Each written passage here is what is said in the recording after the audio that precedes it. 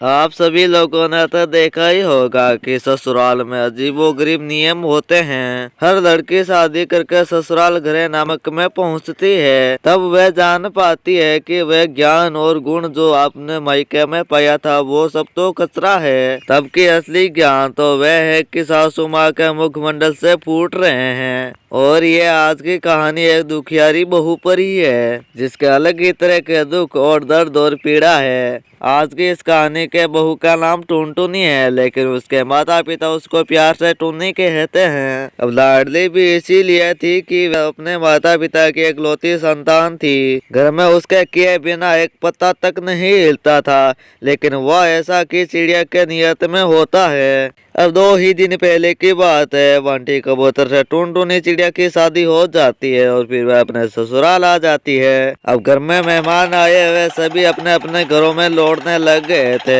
अब एक दिन की बात है, टुनटुनी चिड़िया के सुबह अलार्म लगाया हुआ था, तो वह 6 बजे बजता है तो उसकी नींद टूट जाती है। फिर बंटी कबूतर कहता है, अरे टुनटुनी, इतनी सुबह सुबह तूने अलार्म क्यों लगाया है? अलार्म बंद करके सो जाओ ना। अरे जी, आप ये कैसी बात कर रहे हैं? मम्मी जी ने तो रसोई पर रसोई बना दिया, मुझको सबके लिए नाश्ता तो बनाना है, इसलिए मैंने अलार्म लगाया। अरे कैसा नाश्ता? चुपचाप सो जाओ ना, हमारे यहाँ नाश्ता नुश्ता कुछ नहीं बनता है। अरे भी अभी आप, मुझे लगता है नींद में ही हैं। अरे सुबह हो गई है, नाश्ता तो बनाना ही पड़ेगा ना। मैं कोई नींद में नहीं हूँ, हमारे यहाँ पर नाश्ता नुश्ता कुछ नहीं बनता है, तुम सो जाओ। सिर्फ दोपहर में लंच करते हैं और फिर शाम को डिनर। और तुम्हें ना कोई टेंशन लेने की जरूरत नहीं है। अलार्म बंद करो, चुपचाप सो जाओ। 8 बजे उठना और फिर मेरे साथ सुबह नीचे चलना। अरे जी, मुझे तो विश्वास ही नहीं हो रहा है। मैंने तो पहली बार सुना है कि आप नाश्ता नहीं करते हैं, तो आप क्या खाते हैं? कुछ नहीं बनता ही नहीं है तो खाते क्या है? इसमें इतना हैरान होने वाली क्या बात है? सबके अपने अपने घर के सारे तौर तरीके होते हैं और ये हमारे घर के तौर तरीके हैं। बंटी कबूतर की बातें टुनटुनी चिड़िया के सर के ऊपर से जा रही थी। अरे यार, तुम मजाक मत करो। अगर मैं नीचे टाइम पर नहीं पहुंची तो माँ को अच्छा नहीं लगेगा। देखो, तुमने अभी सो कुछ किया, वो गलत था ना। तुम तो मजाक कर रही हो, है ना? टुनटुनी की बात सुनकर बंटी कबूतर कहने लग जाता है, अरे यार, मैं तुमको कौन सी भाषा में समझाऊं? क्योंकि हिंदी में कह रहा हूँ वो तो तुमको समझ में नहीं आ रहा है। सुबह सुबह तुमने नींद की बैंड बजा डाली है। मैं कब से कह रहा हूँ कि सुबह नहीं नाश्ता बनता, नहीं बनता है। मैंने कह दिया सो कह दिया है ना, यहाँ नाश्ता नहीं बनता, चुपचाप आके यहाँ पर सो जाओ। नई शादी थी तो अभी उसको सवाल जवाब करने की हिम्मत नहीं पड़ रही थी, तो वह चुपचाप जाकर सो जाती है। और फिर सुबह 8:30 बजे दोनों तैयार होकर सुबह बाग में पहुंचते हैं। अरे टोनी बेटा, इधर आओ बेटा, मैं तुझको हमारे घर के रीति रिवाज बता देती हूँ।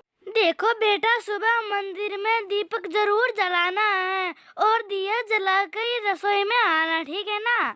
और जब मेरी शादी हुई थी ना, तो मेरी सास ने मुझे ये सब सिखाया था। अब बेटा तुम्हारी बारी है ना। देखो बेटा, ये हमारे घर के रीति रिवाज तो पीढ़ी और पीढ़ी आगे बढ़ते जाते हैं। बेटा, बुजुर्गों के तो यही धरोहर होती है। अरे बेटा, तू अपने रीति रिवाज को अपना बना लेगी ना, तो ये घर तो उसको भी अपना बना लेगी। फिर देखना बेटा, तुझे अपना ससुराल अपना घर की तरह लगना लगेगा। टुनटुनी चिड़िया को अपनी सास की बातों का बड़ा ही सुकून मिलता है, लेकिन सुबह 10 बजे के बाद टुनटुनी चिड़िया की सास की बातों का असर उतरने लग जाता है और भूख उस पर हावी होने लग जाती है। हाय रे राम, मैं क्या करूं? मेरा तो पेट भूख से मरा जा रहा है। सच्ची मम्मा का नाश्ता मुझे तो इतना याद आ रहा कि क्या करूं? मम्मा बेचारी मेरे पीछे पीछे भागती रहती थी, नाश्ता कर ले और मैं मम्मा को डांटती रहती थी। और पिताजी का नियम भी यही था कि खाली पेट सुबह सुबह कोई दिन की शुरुआत नहीं करेगा। सुबह सुबह किसी को नाश्ते के बिना घर से निकलने नहीं देता था। और यहाँ मेरे ससुराल है, नाश्ते को कुछ समझता ही नहीं है। अब मैं सासू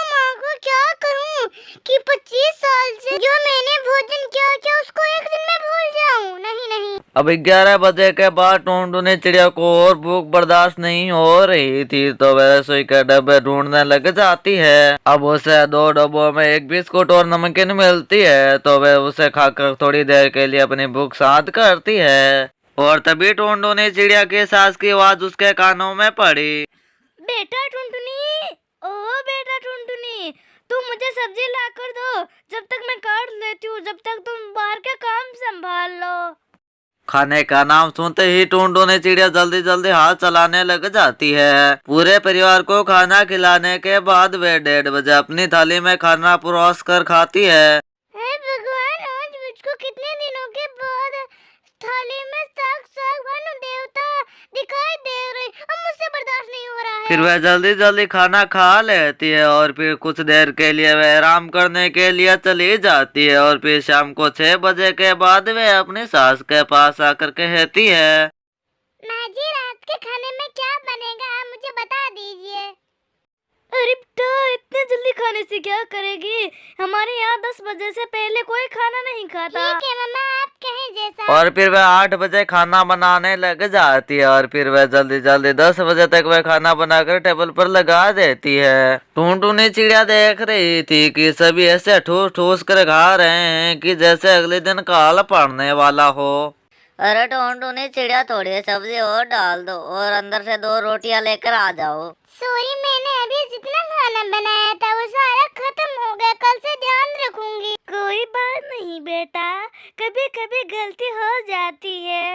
अब चलो सो जाते हैं सभी।